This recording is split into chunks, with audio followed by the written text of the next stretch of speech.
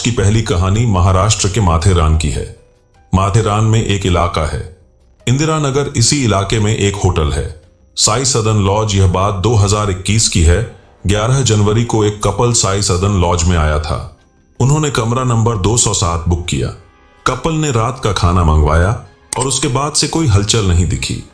अगले दिन 12 दिसंबर की सुबह जब हाउसकीपिंग ने ब्रेकफास्ट के लिए दरवाजा खटखटाया तो अंदर से कोई जवाब नहीं आया। थोड़ी देर तक इंतजार करने के बाद हाउसकीपिंग स्टाफ ने मैनेजर को इसकी सूचना दी।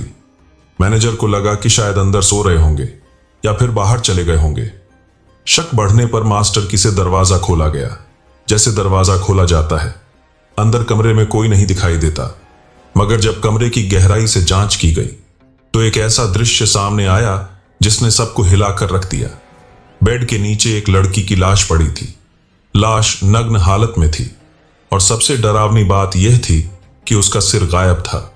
सिर के बिना लाश देखना किसी के लिए भी असहनीय था।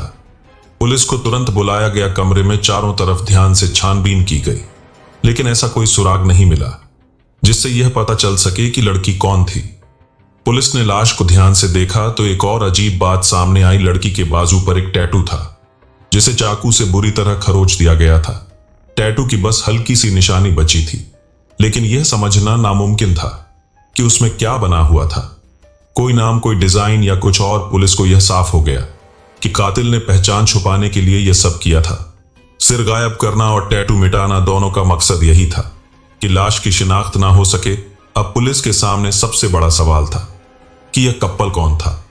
लॉज के रजिस्टर की जांच की गई तो वहां 2 नाम लिखे हुए थे, अमजद खान और रुबीना बेगम। दोनों ने खुद को पति पत्नी बताया था और एड्रेस के लिए मुंबई का एक पता दिया था। स्टाफ ने बताया कि यह कपल 11 दिसंबर को दोपहर बाद लॉज में आया था। उन्होंने चेक इन के दौरान आधार कार्ड दिया था, लेकिन पुलिस की जांच में पता चला कि वह आधार कार्ड नकली था। लॉज के मैनेजर ने कहा कि दोनों देखने में सामान्य लग रहे थे, लेकिन लड़की थोड़ी डरी हुई और बेचैन नजर आ रही थी। पुलिस ने कमरे के साथ साथ लॉज के सीसीटीवी कैमरों की फुटेज खंगालने शुरू की। फुटेज में दोनों लॉज में एंटर करते हुए दिख रहे थे, लेकिन अजीब बात यह थी कि अगले दिन लड़का अकेला ही बाहर जाता नजर आया और फिर लौट कर नहीं आया। अब तक जो चीजें सामने आई थीं, उनसे यह साफ था कि यह मर्डर पूरी प्लानिंग के साथ किया गया था। सिर गायब करना और टैटू को खुरचन इस बात की ओर इशारा कर रहा था कि कातिल नहीं चाहता था कि लड़की की पहचान किसी भी हालत में सामने आए। मुंबई का पता जो रजिस्टर में दर्ज था, पुलिस के लिए अगला सुराग था। रायगढ़ से पुलिस की एक टीम को तुरंत मुंबई भेजा गया।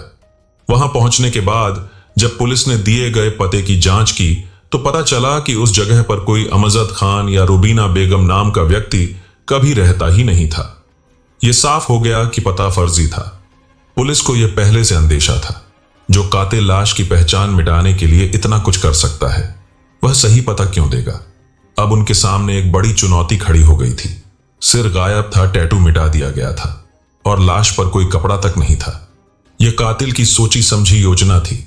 उसने न सिर्फ लाश का सिर गायब किया, बल्कि शरीर पर मौजूद पहचान के सारे संकेत मिटा दिए। अब पुलिस के पास सिर्फ एक नग्न धड़ था और उसकी पहचान करना एक पहेली बन गई थी। पुलिस ने लॉज के आसपास लगे सीसीटीवी कैमरों की फुटेज खंगालने का फैसला किया। सीसीटीवी फुटेज ने पुलिस को कुछ अहम सुराग दिए। सबसे पहले लॉज के कैमरों में एक महिला और एक पुरुष दिखाई दिए। दोनों के चेहरे मास्क से ढके हुए थे और पुरुष के कंधे पर एक बैग लटका हुआ था। इनकी चाल और बॉडी लैंग्वेज देखकर पुलिस को यकीन हो गया कि यही दोनों अमजद और रुबीना थे। एक और सीसीटीवी कैमरे में वही लड़का नजर आया। इस बार भी उसके कंधे पर बैग था और वह तेजी से लॉज से बाहर निकलता दिखा। उसकी चाल में घबराहट और बेचैनी साफ नजर आ रही थी। पुलिस को लगा कि कत्ल शनिवार की रात और रविवार की सुबह के बीच हुआ है।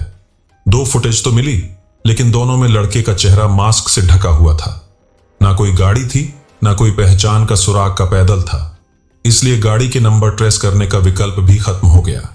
पुलिस ने फैसला किया कि लॉज के आसपास के इलाकों के कैमरों की फुटेज खंगाली जाए। दर्जनों कैमरों की जांच के बाद एक और फुटेज में वही लड़का दिखाई दिया। इस बार वह सुनसान इलाके की तरफ जाते हुए नजर आया। यह रास्ता बिल्कुल वीरान था। न कोई होटल, न दुकान, न कोई रिहायशी इलाका, सिर्फ सन्नाटा और अंधेरा। लड़का अपने बैग के साथ इस रास्ते पर जाता दिखा और फिर कैमरे से बाहर हो गया। अब पुलिस के पास 3 फुटेज थी, लेकिन कोई ठोस सुराग नहीं। पहली फुटेज महिला और पुरुष ने लॉज में एंट्री की, दूसरी फुटेज लड़का लॉज से बैग लेकर बाहर निकला, तीसरी फुटेज वह सुनसान रास्ते पर जाते हुए दिखा। पुलिस को यकीन था कि कातिल ने सिर और कपड़ों को बैग में छुपाकर साथ ले जाने की योजना बनाई थी। अब पुलिस की टीम ने तय किया कि सुनसान इलाके को पूरी तरह छान मारा जाएगा। शायद वहां बैग, सिर या कत्ल से जुड़ा कोई सबूत मिल सके। लेकिन समय बीतने के साथ कातिल के भाग जाने का डर बढ़ता जा रहा था। पुलिस के पास बहुत कम वक्त था और हर छोटा सुराग भी इस केस को सुलझाने में अहम हो सकता था। पुलिस की टीम उस सुनसान रास्ते को खंगाल हुए एक गहरी खाई तक पहुंची और वहां कुछ संदिग्ध नजर आ रहा था। काले पॉलीथीन की एक थैली ऊपर से देखने पर पुलिस को उसके आसपास खून के धब्बे दिखाई दिए। यह एक बड़ा सुराग हो सकता था। थैली को खाई से निकालने के लिए पुलिस ने पूरी मेहनत की। जब थैली खोली गई तो उसमें एक लड़की का सिर मिला। पुलिस को यकीन हो गया कि यह सिर उसी लाश का है जिसका धड़ लॉज के कमरे में मिला था। इसके पास ही एक पर्स भी मिला। पर्स के अंदर एक डॉक्टर की पर्ची थी जिसमें लड़की का नाम लिखा था, पूनम पॉल। यह पर्ची गोरेगांव के किसी क्लिनिक की थी। इससे यह साफ हो गया कि लड़की गोरेगांव की रहने वाली थी और शायद हाल ही में इलाज कराने गई थी। पुलिस ने लॉज से यह जानकारी जुटाई कि रूम का पेमेंट कैसे किया गया था। पता चला कि पेमेंट लड़की के कार्ड से हुआ था। कार्ड के जरिए पुलिस को उसका नाम, पता और पूरी जानकारी मिल गई। पता ट्रेस करते हुए पुलिस गोरेगांव में लड़की के घर पहुंची तो पता चल गया कि हां, यहां एक लड़की थी जिसका नाम था पूनम पॉल और वह अपने पति के साथ गई थी। पुलिस पूनम पॉल के घर से मिली जानकारी के आधार पर उसके पति राम सुलोचन पाल तक पहुंची। राम मुंबई के पास बेलापुर में एक आईटी फर्म में सॉफ्टवेयर इंजीनियर के तौर पर काम करता था। पुलिस ने राम के घर वालों से उसका मोबाइल नंबर हासिल किया और उसकी मोबाइल लोकेशन और कॉल डिटेल्स ट्रैक करनी शुरू की। राम सुलोचन का मोबाइल शनिवार दोपहर 12 बजे से रविवार सुबह 10 बजे तक बंद था। मोबाइल की आखिरी लोकेशन बेलापुर स्थित उसके घर के पास की थी। राम सुलोचन ने अपना मोबाइल बंद करने से पहले आखिरी बार घर के पास ही इसका इस्तेमाल किया था। अगर मोबाइल बंद था और उसकी लोकेशन घर के पास ही थी तो वह लॉज तक कैसे पहुंचा? पुलिस को संदेह था कि आज के दौर में जब हर कोई लगातार मोबाइल का इस्तेमाल करता है, राम सुलोचन का इतने लंबे समय तक फोन बंद रखना अजीब था।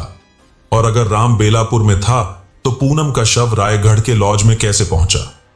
पुलिस जब राम सुलोचन पाल के घर पहुंची तो वह उन्हें देखकर हैरान रह गया। उसने घबराते हुए पूछा, आप लोग यहां क्यों आए हैं? पुलिस ने जब उसे बताया कि उसकी पत्नी पूनम पॉल की हत्या हो है और उसका शव रायगढ़ के एक लॉज में मिला है तो राम अवाक रह गया। वह कुछ देर तक कुछ बोल ही नहीं पाया। फिर धीमी आवाज में बोला, यह कैसे हो सकता है? पूनम तो घर पर थी, वह रायगढ़ क्यों जाती? पुलिस को राम का यह जवाब थोड़ा अजीब लगा। राम ने दावा किया कि उसे पूनम के रायगढ़ जाने के बारे में कोई जानकारी नहीं थी। वह बार बार यही कहता रहा कि पूनम घर पर थी और वह रायगढ़ क्यों जाती, यह उसे समझ नहीं आ रहा। अब पुलिस ने राम के घर वालों, पड़ोसियों और ऑफिस के लोगों से जानकारी जुनी शुरू की। पुलिस को बार बार राम पर ही शक हो रहा था। आखिरकार पुलिस ने पूछताछ के लिए थाने बुलाया। राम लोचन ने आखिरकार पुलिस के दबाव में पूरी कहानी बताई। उसने कहा कि उसका मोबाइल उसने खुद बंद किया था ताकि कोई उसकी लोकेशन ट्रैक ना कर सके। इसने अपने अपराध को परफेक्ट क्राइम बनाने के लिए महीनों तक पूयोना बनाई थी। उसने अपनी पहन छूने के लिए सब कदम उठे, जैसे गलत नाम से लॉज में कमरा बुक करना, असली पहचान पत्र का इस्तेमाल ना करना और सीसीटीवी कैमरों से बचने के लिए मास्क का उपयोग करना। उसकी योजना के मुताबिक वह जानता था कि आजकल हर जगह कैमरे होते हैं, इसलिए उसने अपना चेहरा पूरी तरह से ढकने के लिए मास्क पहना था। उसने अपनी पत्नी को भी इसी तरह का मास्क पहनने के लिए कहा ताकि लोग समझे कि वे कोविड-19 से बचने के लिए एहतियात बरत रहे हैं। कातिल ने अपराध के बाद पूनम के सिर को काटने का फैसला किया ताकि उसकी पहचान ना हो सके। उसने टैटू को भी चाकू से खरोच दिया था ताकि पुलिस उस टैटू से उसकी शिनाख्त न कर सके। कपड़े भी उतार दिए थे ताकि पुलिस कपड़ों से पहचान न कर सके। उसके बाद मोबाइल और बाकी सभी सामान को ले लिया ताकि कोई सुराग न मिले।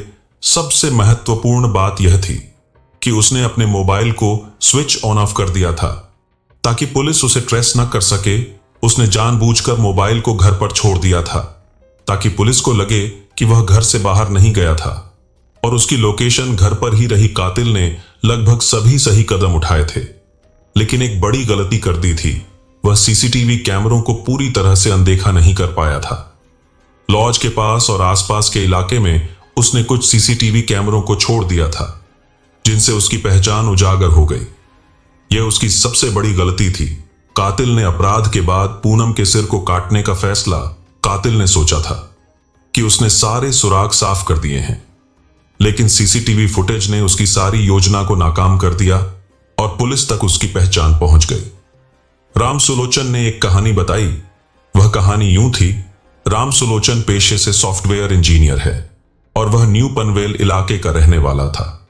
राम सुलोचन पाल और पूनम पॉल की शादी मई 2021 में हुई थी। शादी के बाद पूनम अपने माता पिता के पास मलाड में रहती थी, क्योंकि वह नर्स की नौकरी करती थी और छुट्टियों में वह पनवेल अपने के पास आती थी। लेकिन कुछ समय बाद राम सुलोचन को अपनी पत्नी पर शक होने लगा। उसे लगा कि पूनम बहुत ज्यादा खुले विचारों वाली है और वह बहुत आसानी से लड़कों से बात कर लेती थी। उसकी सोच थी कि यह सब ठीक नहीं है, और धीरे धीरे यह शक उसके मन में घर करने लगा। एक दिन राम सुलोचन ने पूनम से सवाल किया कि शादी से पहले उसका कोई बॉयफ्रेंड था, तो पूनम ने हाँ कहा और बताया कि वे अच्छे दोस्त थे। लेकिन राम सुलोचन को यह बात और भी चुभने लगी।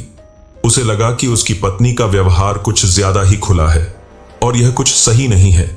इस शक के कारण उसने ठान लिया कि वह अपनी पत्नी को मार डालेगा।